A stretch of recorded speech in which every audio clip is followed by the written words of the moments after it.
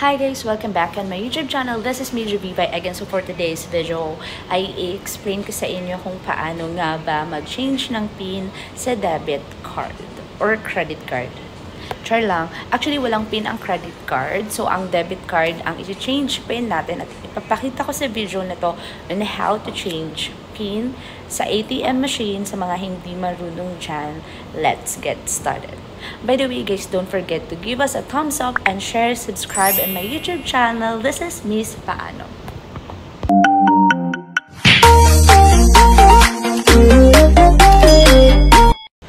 Actually, guys, napakadali lang mag-change ng PIN sa debit card.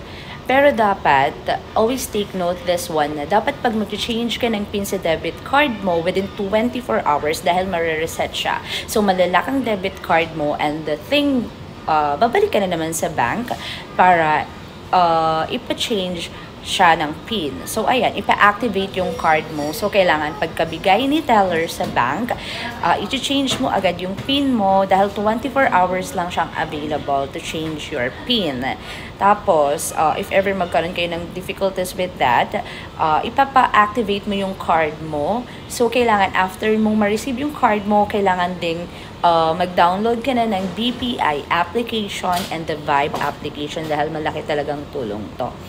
Okay, sa mga gustong kumuha ng debit card dyan, just contact us BPI. So, ito yung card mo na i-change mo ng PIN. Makita mo yung red na envelope na ibibigay sa'yo ng teller. And then, yes, i-open mo lang siya dyan dahil sealed talaga siya ng maayos to get your card. And then, makikita mo tong paper within the card. So, nakadikit dyan yung card mo, yung debit card mo. Yes, may instruction siya dyan kung ano yung gagawin.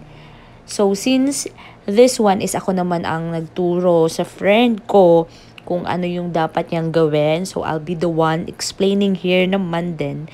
So, no need to read the instructions. Yes, but kung curious kayo, pwede nyo siyang basahin. Then, i-insert mo na yung card mo, which is mag-change ka na ng PIN. Ayan, i-insert mo lang siya dyan. And then, meron kasi yung dalawang paper na binigay. Ito siyang isang paper. Makikita mo yung hawak-hawak niya na paper. Ayan yung, nandyan yung, kumbaga yung PIN. Ayan, nandyan sa loob yung PIN. Nandyan yung pansamantalang PIN na ilalagay mo para mabuksan mo yung card mo at para ma-change mo yung PIN. So, ilalagay mo siya, guys. Ayan. So, para naman hindi makita ng ating mga viewers dahil nga it's a privacy, kinover ko siya. Ayan.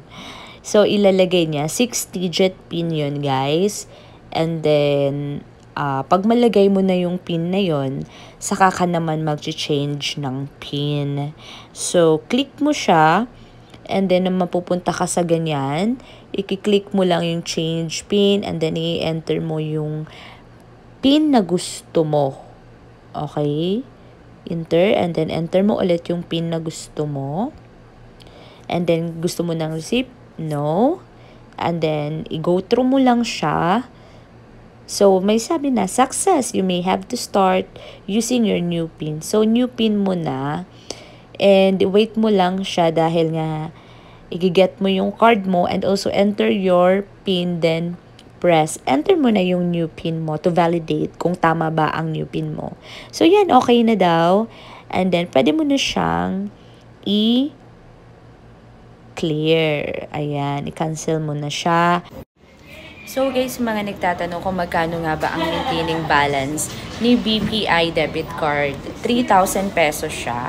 Pero kung kukuha ka ng plan ni BPI, so no need na to get a maintaining balance. Ganon, parang niwi-waive ni BPI yung maintaining balance mo. So, pag hindi mo naman kailangan ng product ni BPI at gusto mo lang na may savings ka, so may 3,000 siya na maintaining balance. And if ever hindi mo ma-maintain yung 3,000 pesos na maintaining balance na kailangan ng debit card mo, ng ATM mo, is ma-auto-deduct siya per month ng 300 pesos. So, for example, yung card mo is may 2,500 pesos.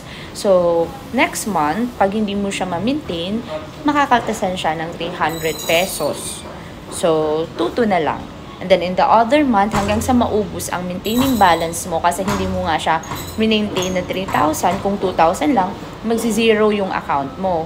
So, possible is magko-close yung account mo. The question is, ilang months or years ba bago mag-close ang account pag wala siyang maintaining balance? So, ayan. The good thing is, 2 years yung account mo bago mag-close.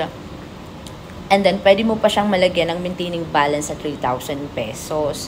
So, after 2 years, hindi na siya mabe-verify ni bank, hindi na siya mariread yung account number mo ni bank. So, bibigyan ka ulit ng panibagong bank account. So, ayun guys, I hope you learn from this video and see you on my next vlog! So, announce ko lang din yung vlog ko nung nakaraan, yung paano kumuha ng credit card.